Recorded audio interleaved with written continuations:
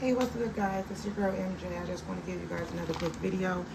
So I had went to the hair store today, a new hair store, my first hair store in my new city. Yay! To get hair. If you guys have been following my channel, you should know that I've been on a natural hair journey. So my hair have not had any chemical processes at all. So basically, I believe in 2021 or 2022, via YouTube, I cut my hair off. Like, I went short. And normally when I do go short, I only do like one half or a particular style where I know to grow back fast. Well, this time I was like, I had just moved into a place, and they always say when a woman changes her hair, you know that it's going to be a new beginning. And I had just got into a new place, and I had been homeless for a year at that time, going through relationship issues, toxicness, my family, narcissistic attacks. Oh God, you name it, I went through it. Overcame it too.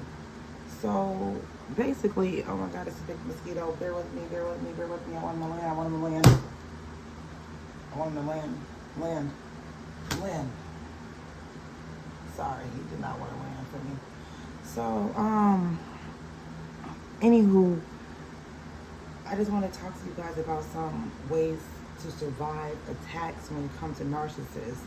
If you are properly prepared for what they're going to do or what they're going to say, you kind of can tackle what's going to happen next. A lot of women sometimes use their looks for narcissistic ways, narcissistic tendencies. So just because somebody look good, smell good, their hair done, their nails done, their makeup intact, that does not always mean that they're a good person with good intentions. When I lost my baby father, I want to say back in 2014, the last thing he said to me was he had good intentions. And me and him, we didn't talk for the whole entire year before his death. And then he came and seen me right before he passed away. Literally, like, it was crazy. 1 second, it's another mosquito. Did not get that one either. These mosquitoes is bad. Well, I'm not trying. I better be careful. I wonder if it's some mosquito spray or something. Some mosquitoes be gone.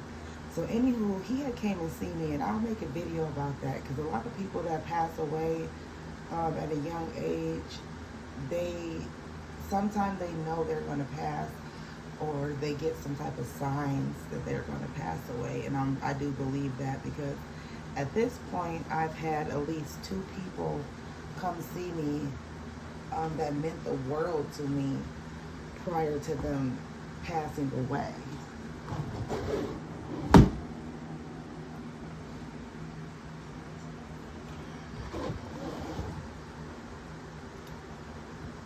So, and I will talk about that in another video. But what I was talking about is the intentions from somebody. Like, some people have good intentions, and some people have bad intentions, and some people are just living their life with no intentions. Like, I'm not trying to hurt you, but I'm also not trying to hurt myself. And a lot of people live their life based off of what's best for them. So it's not always about you. So say you're in a relationship with a narcissist. Depending on that narcissist and how many people that narcissist have in their life, will let you know more of what's going on with that individual. So, like, if a narcissist have a lot of people in their life, and you're just one of many, the narcissist probably likes you. Okay, the narcissist probably likes you. Now, I don't know what is it about you that they like, but narcissistic people don't normally be around people that they don't like. So sometimes empaths can have good intentions, and sometimes empaths, I don't think that, we ever have bad intentions, but I do think that we get in situations that we don't want to be in, because spiritually you feel things and you know things intuitively. And sometimes people can misjudge that or misjudge you or your intentions based off of what you know when they're learning you or you're learning them. So I watched a small clip of a video before I started to make this video. I was just going to make a video about some of the stuff I got from my store, do a little blog on what I got from the store or whatever the case may have you, and what was my experience up in there. But I had ended up watching a little bit of this young man's video for 5 seconds, so I wanted to talk about it because I tried to not watch it, but something was telling me watch it. So like I watched 5 seconds of it, and I screenshotted it for me to go back to watch it more later on. But right now I'm just like busy, right? If you're a content creator, you know what I mean. Like, people think you got so much time when you're making content, but really content takes time. So you really don't have time. It's like you have to think fast, you have to upload fast, you have to keep it moving. So, anywho, the video message that he was saying, and he was saying so much stuff, he was like spitting out so much stuff. I can't wait till I can talk to you guys like that, where I can just speak fluently about different things to teach you. But since I'm still new to it, we're getting into it, right? We're still getting into it. Oh, these mosquitoes, Jesus Christ, they must all want a bath. Got that one, thank the Lord. Okay, so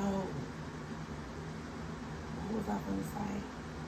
Oh, about his video. So what stood out to me in his video is just a little part. Like, I didn't even get to watch the whole thing. He was speaking of different things that he do to protect his energy, and I was thinking, like, that's a good topic, you know what I'm saying? Speaking on how to protect your energy, because like when I leave home or I go to certain stores or certain environments, things do normally become toxic. And I mean, I can go by myself and somebody can try me, but being that I'm already prepared for the attacks, I'm properly prepared on how to avoid them. So I'm gonna give you some examples. Say you're in a clothing store and it's somebody looking at you, staring at you, normally a girl. Most men mind their business in the store unless they're entitled, so they're like bothering people in the store because they know that they're entitled, whether it's their race or because they look handsome or because normally it's something like that. Like, I see a lot of, I'm not gonna lie, a lot of Latinos bothering people in the store. But once again, if you know these things, you can avoid these things. And sometimes, I mean, it can be somebody African American. I've had African American people bother me too, and you would think like, oh my God, I'm African American, they're African American, let's not do this. But please believe they're going to. So, say you're minding your business, you're shopping, and someone's like literally walking up to you, and they see that you're in like an aisle where it's just enough room for your cart and your stuff, and they're walking near you trying to obviously get a reaction out of you. Because if they see you over there, what else is they doing outside of trying to get a reaction? So, nevertheless, you know, if you're an empath, you're definitely going to avoid that by any means. But a few things you can do in the store if somebody's bothering you is, the number one thing is to record. You know, if you can, record. Get your phone out. It's a public place. Unless it's a private establishment, you can record.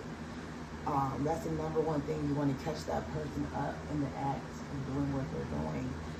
Secondly, you want to remove yourself from the presence of that entity, because that's a dark spirit, and that dark spirit is trying to attack you.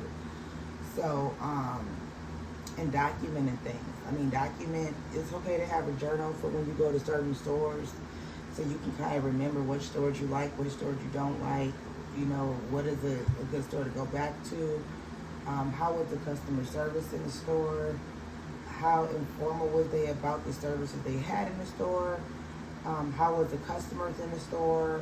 How was the price of the store?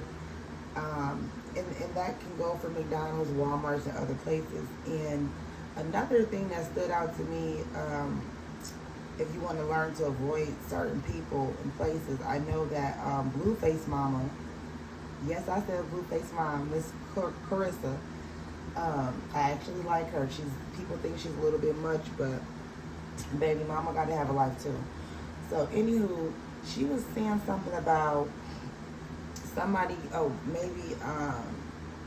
think when Krishan, her son's baby's mother, went to that public store and was holding the baby, and somebody was recording her instead of helping her, or whatever. She had made a statement that stood out to me. She was like, I don't even shop at Walmart. Like, that just lets you know what kind of customers Walmart has. Walmart is almost like a Kmart.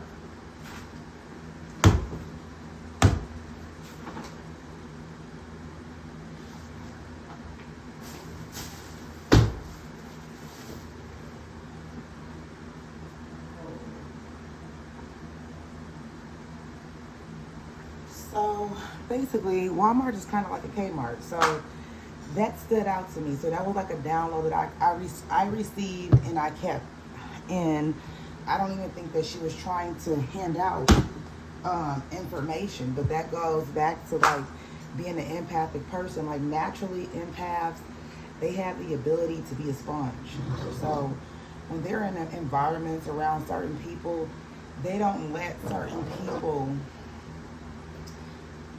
intimidate them, whether they do or not. Like, you stand your ground, you keep your head up. They might think that you're scared, but I learned many, many years ago, just because you're the loudest person in the room does not make you right. Just because you can talk crap about somebody does not mean you won that argument. And just because they talk some crap about you don't mean that they won an argument with you. Certain people will do things to drain you. If they can't attack you, they will put attacks upon you. Like, you could be trying to be the bigger person in the situation, or you are the bigger person in the situation, and someone will take advantage of that and call you a wuss or a wussy, or, soft. And all those things are lies. You know what I'm saying? Because just because you want to receive their disrespect in a manner to where it does not alter who you are, it doesn't even alter a reaction out of you, that's not necessarily, you know what I'm saying, your problem. If they want to judge you and say that you're slow or scary, you're handling it like the chosen ones would handle it, right? So that's just that on that. We're not going to sit here and worry too much about what the narcissists do, because like I said, it's all about people's intentions. Let me read a passage out the Bible. I want to say this is a Bible. So I'm going to read a passage out of it for you guys. And most of the things I read, I have not read them on my own yet.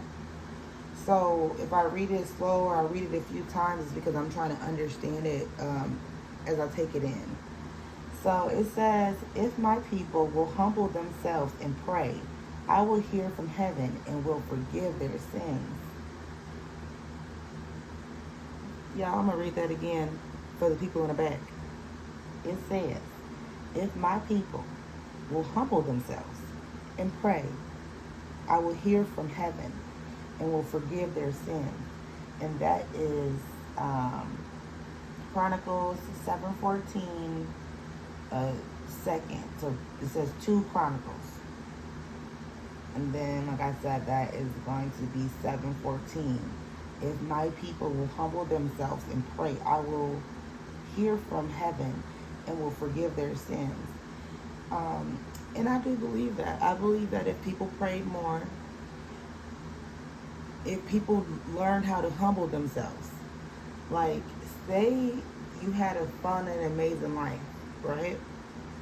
Your life was so fun. It was so extraordinary. Everybody loved you. You were popular. You were someone that vibed high. You're someone that was into the streets and all of everything that, comes with it. But need I say that one needs to learn to humble themselves. And if you do not humble yourself, and now I'm speaking from experience, if you do not learn to humble yourself, you will find yourself in a humbling situation, a situation that will stumble upon you in a manner that you will not be able to retrieve, because it's going to slap you right in the face to where you have no other, your eyes can see no other way outside of humbling yourself. Like, once you go through what you went through, you will understand why did God put you through that situation. And you best hope that the situation is not death. Because some people do not humble themselves until they find themselves in a death situation. Now, we know there's numerous ways people can die. You can be accidental, it can be a murder, it can be, people can jump you, people can drug you. But the main thing is being humble to where those things don't happen to you.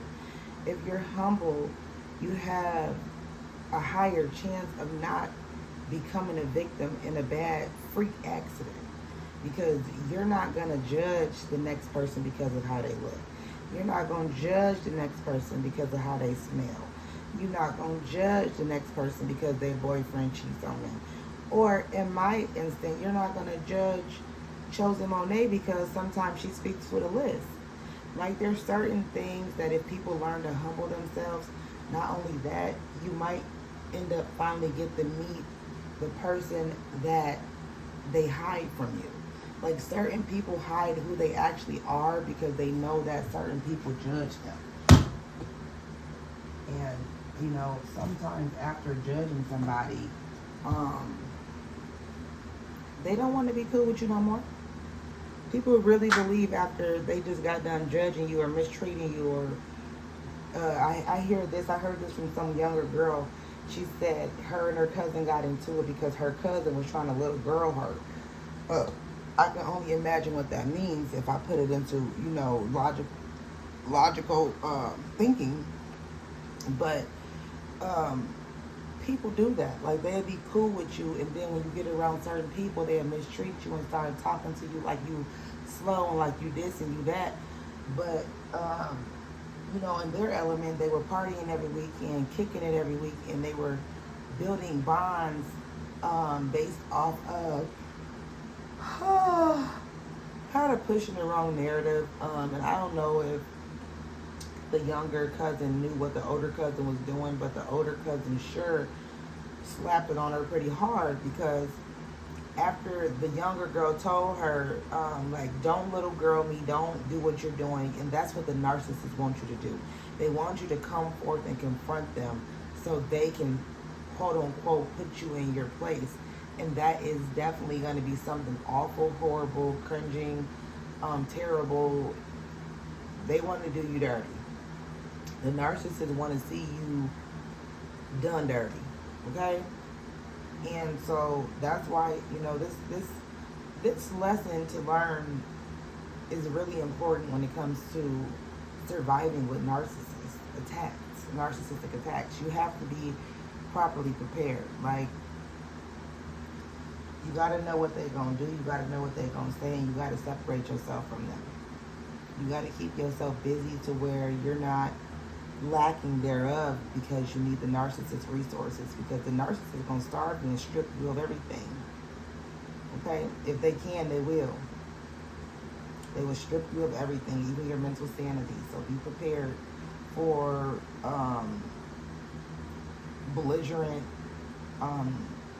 attempts to ruin your life when it comes to narcissists or their flying monkeys or their minions. Just because somebody's not physically choking you out or physically punching you in your face or stomping you or dragging you does not mean that they're not doing other things to attack you to where it's pulling on your energy. We all have energy. And most of the time, people don't understand that if you can't have a positive day and you, or at least an okay day, then you can't be successful. So that's the whole reason why they keep attacking you, keep on doing things, because they know that you probably have goals, more than likely more than them. And if you stick to them, one day you're going to get to where you're going to get to. They know it's over for them. Okay? They're the only way, they know it's over for them. Believe me. The only way for them to do a turnaround is if heaven froze over. And we all know that God is not freezing hell. They're going to burn for eternity. That's been eternity, and that's been that. So, again, the narcissists know that they don't have long. They don't have long, and karma is real. You know, whether it's here, there, or anywhere. People like to, you know, talk about people and do people dirty, but a lot of chosen ones was targeted by their community, schools, parents. You know, it multiply, and then they bring more people in, and then things get weird, and you know you're outnumbered and you're outsourced. So you have to learn, like I said, how to avoid the attacks, how to put yourself in an environment where you can win, how to stay quiet. Okay, that's rule el numero. Is to stay silent. You don't always have to let your left hand know what your right hand's doing. I had to get off of Facebook last year because I have too many people copying me and ciphering my energy. So, listen, I had to get off Facebook, y'all. I had to get off of Facebook because when I tell you, I was like going to some of the narcissist pages and trying to keep up with them when the whole time they're keeping up with me. You're the one that's giving the blueprint, ma'am. You're the one that we're copying off of. So we don't want you to go into hiding. We don't want you to stop doing what you're doing and stop speaking to us, because then they don't know what they're going to do. So I've been playing it camouflage, okay? So they judge and get what they get out of whatever they get, and I promise you it's crumbs. It's like I'm already out of there. You know, like say a bank robber just robbed the bank or whatever, and they leave like $1 or $2 behind, but they took every other dollar. That's me. Like by the time they get here, I'm on to the next step. So I see them, you know, people from my past, old, fake,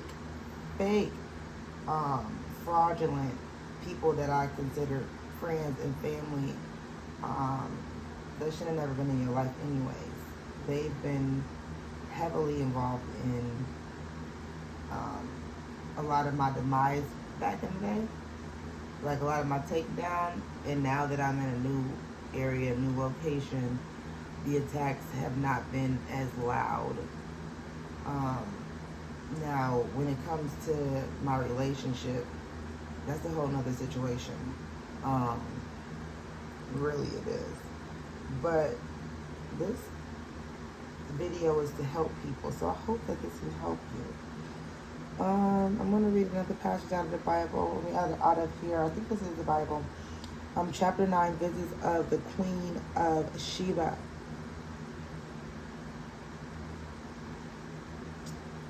So,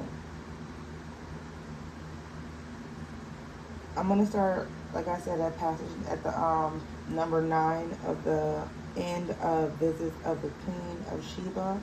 And we're just trying to get some downloads, guys. I'm just doing a little bit of reading. Then she gave the king a gift of 9,000 pounds of gold, great quantities of species and precious jewels. Oh, sorry, guys. Let me read that over. Visits of the Queen of Sheba, chapter 9. And I'm going to start at number 9 out of the passage. So the passage is numbered like a few numbers on down. Yeah, 1 through certain numbers on down. There's no milk. There's no more cookies.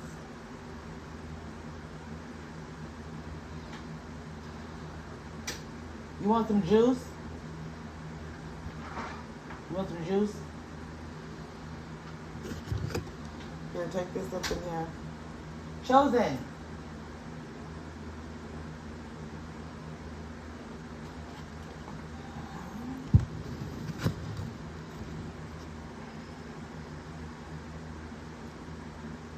Then she gave the king a gift of 9,000 pounds of gold, great quantities of pieces and precious jewels. Never before had there been pieces as fine as those the queen of Sheba gave to the king of Solomon. So I'm just going to read that passage because I don't want to get all into it, guys. But just reading that passage, it lets you know how the chosen ones can come. You see, the queen gave him 9,000 pounds of gold.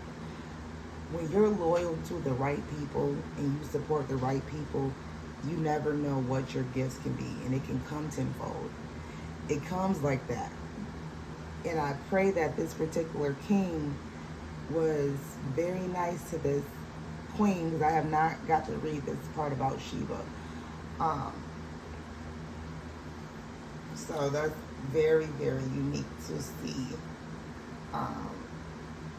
and hear about that. But yes,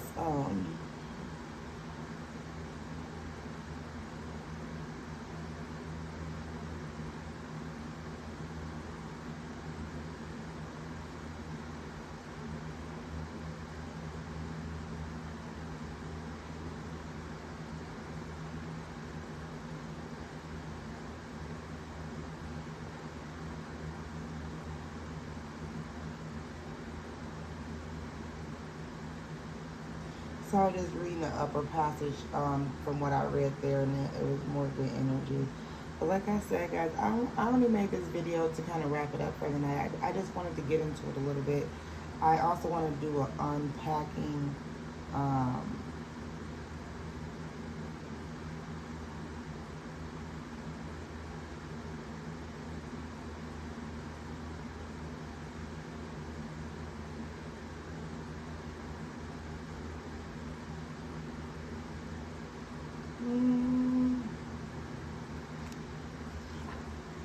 Looks like Sheba got in trouble in about chapter 22. It says a message for Shebina. Now I don't know if that's still Sheba. I don't think it's still Sheba because it's Shebna, and then the other thing I was reading to you guys about Sheba was actually Sheba. Her name was Sheba. So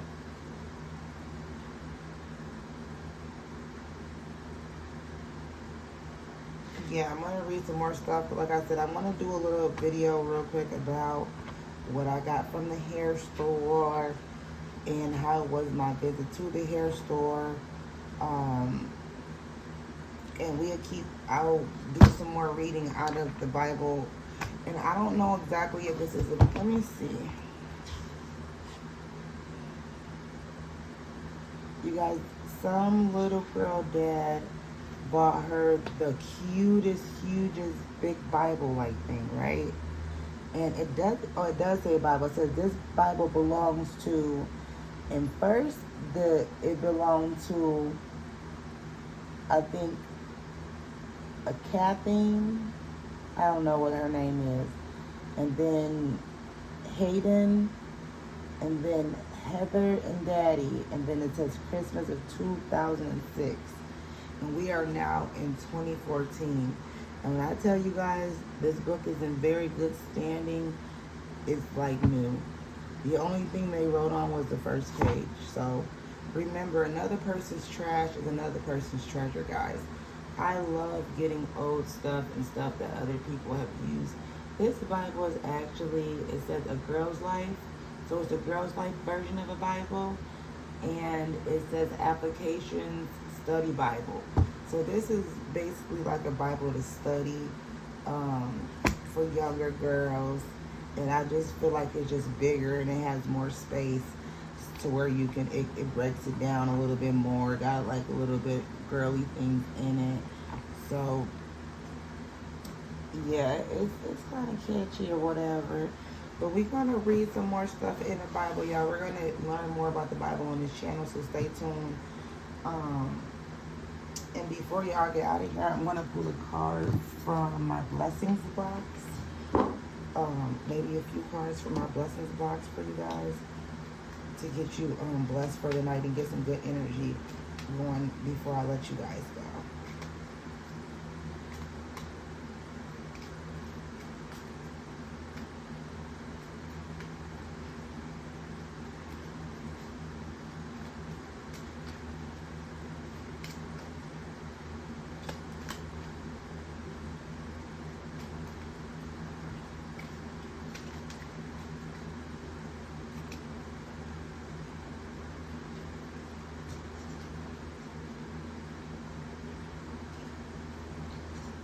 Okay, guys, let me hurry up and get this. Is for prayers, promises, for women.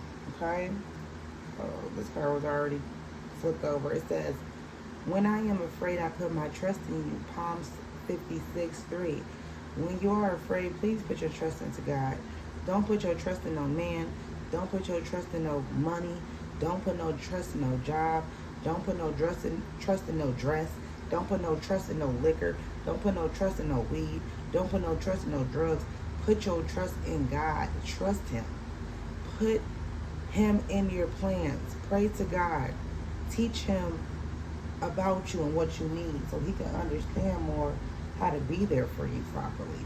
But if God don't know there's a problem, baby, He's not going to be able to properly get to you. Not only that, like I spoke about humbleness.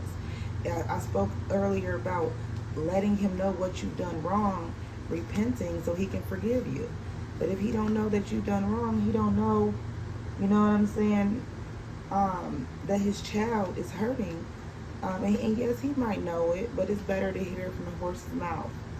So remember that. Put your trust in God. Tell Him something. Trust Him. Trust the process. Do pray and treat people better. Pray every night for what you need, what you want. Work hard. Do right. I remember going through some things with my daughter's father, and after I got out of that relationship, I said, God, if you help me out, you get me out this situation, I promise you, Lord, I promise you, I will never do it again, even though I was not doing wrong. What you were doing wrong is lack thereof, and that's also an issue. Being around the wrong folks without understanding that they don't like you, not catching on, being a target for gang stalking, even though that's some things you can't handle, okay? Being a target for gang stalking, you can't handle that all the time. But you can try to remove yourself. You can try to teach yourself other things to do to stay busy to where you're not trying to be around a narcissist or the presence of anyone that don't want to be around you. You need to learn people energy to where you can just look at somebody and tell that person don't like me and remove yourself. Because we got so many people in this world that who cares if that one don't like you? They probably don't even like themselves. Keep it moving. Don't beg nobody. Don't stay nowhere too long. Okay? Know when to leave. And like my grandpa would say, you better know when to fold, girl. He taught me so much. Shout out to Roy Malone. I love you, Grandpa. My grandpa's about 80-something years old. He's married into our family. My family is narcissistic. His wife is a complete narcissist. He's not really narcissistic, but being that he married her and he's older, what can he do? He's just trying to live the rest of his life, and Lord forbid I lose him one day. That's the only person that I'm caring about. I hate to say it, I've never had my dad in my life that much, and being that I never have a mother, and I never really had my grandma like she should have been. She really wasn't healthy for me. And you know, in the beginning or in the middle or the end or whenever, everybody left and no one was there. And you know, when no one was talking to me, but I was listening and I was trying to figure it out, the only person that I heard was my grandpa. So I just want to say thank you. And I told his grandson, right? He has a grandson and a granddaughter that he loves so much. And that's his real blood granddaughter. and we're not blood. The blood couldn't make us no closer. But I told him when he came to visit, he was going through some things too. He lost his dad early on. He wouldn't have been going through anything like his father would have still been alive. But an accident had occurred, and my grandfather lost his son. And his son needed his father more than ever. And so, anywho, later on in life, he comes to run into grandpa, and it's a lot going on over there at his grandfather's house that his grandfather worked hard for, that he should be able to stay at his grandpa's house. He should be able to come to his grandpa's house if he needs help. But being that my grandmother keeps up so much drama, so many lies, so much chaoticness, it was just draining to see that young man thinking that he's going to be able to communicate with his grandfather in a healthy manner. And he would never be able to because of the grandma. Like my grandfather, his daughter had told me that my grandma didn't even have him and have his kids in the wheel. And, I felt the energy is kind of pulling on my energy as if like, your grandma. And I've always had to take the fall for the things that my family do when they hurt other people. Because when they meet you, it's like you don't even know what they've done. And by the time they tell you, it's like, dang, Anywho, I told him, I said, thank you for allowing your grandfather to marry my grandma, not that he allowed them to. I'll make a part 2. Thank you. Have a good night.